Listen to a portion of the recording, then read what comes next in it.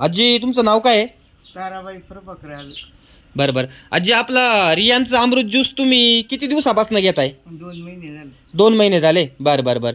हे घेण्याच्या अगोदर तुम्हाला काय त्रास होता आजी? जास्त जेवण बिवून जात नाही, गळ्यात व्हायचा नाही, चालता नसे, भीती वाटायची पडायची. बरं बरं बरं बरं बरं बरं. आणि आता किती बॉटल संपल्यात तुमच्या? 4. 4 बॉटल संपल्यात. हा. बरं बरं बरं.